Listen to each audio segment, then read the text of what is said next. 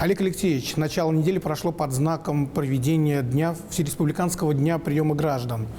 Но, видимо, следуя принципу «кто придумал, тот и начинает», вы одними из первых провели прием граждан в формате онлайн. Данный формат это обуславливается пандемией или все-таки удобством общения с гражданами, в том числе и для самих граждан?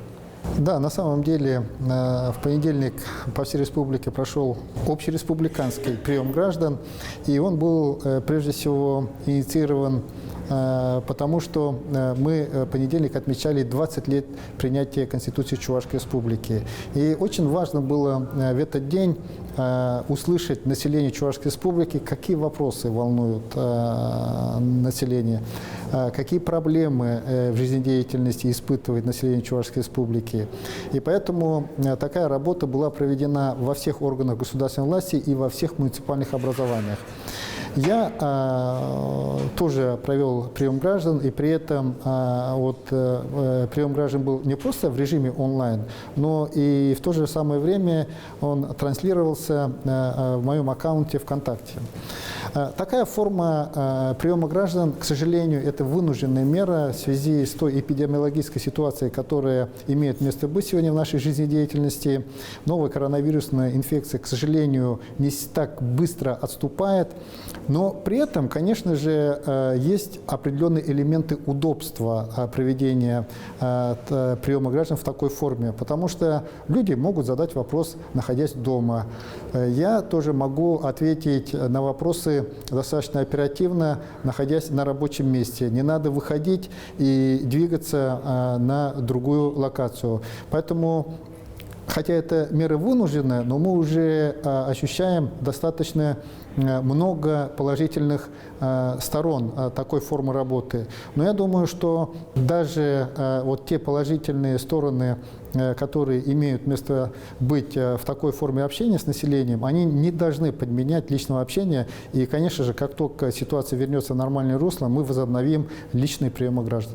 Уже в среду еще прошла одна ваша важная встреча. Вы провели совещание с руководителем строительного комплекса. Но обычно строители немногословно, а здесь были такие бурные обсуждения. И тем не менее, на последующую встречу, где вы давали уже интервью в газете «Советская Чувашия», вы были в очень хорошем настроении.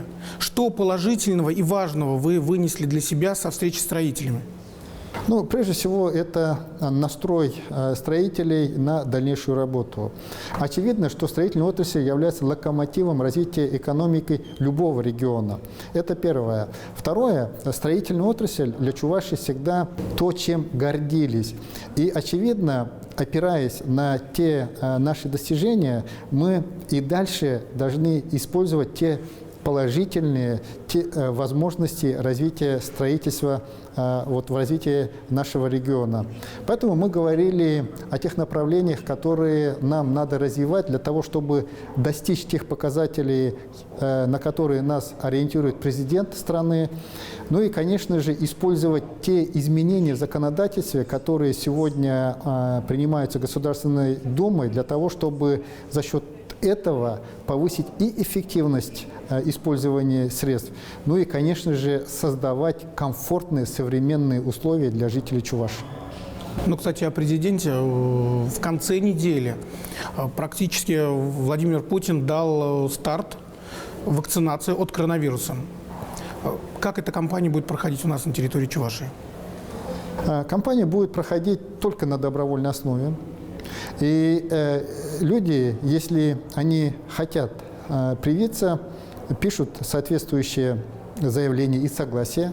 После этого врач осматривает и дает заключение, что состояние здоровья человека, который изъявил желание вакцинироваться, позволяет сделать соответствующую процедуру. Вся инфраструктура для проведения этой работы в Чувашской Республике готова давно. Мы привили несколько десятков человек за счет первой партии вакцины, которая поступила в Чувашскую Республику несколько месяцев назад. То есть таким образом апробировали и наладили систему. Ну и сейчас готовы эту работу организовать уже широко и массово. Но на первом этапе, как минимум до Нового года, прививаться будут прежде всего те люди, которые подвержены риску заражения. Это прежде всего работники отрасли медицины и сферы образования, потому что они постоянно контактируют с людьми. Ну и, конечно же, если вдруг они заболеют, они несут риск дальнейшего распространения этой болезни. Ну а дальше, когда вакцина поступит в большем количестве, эта прививка будет доступна всем. Соответствующую работу по формированию списка желающих мы организуем с Нового года, и это можно будет сделать электронно.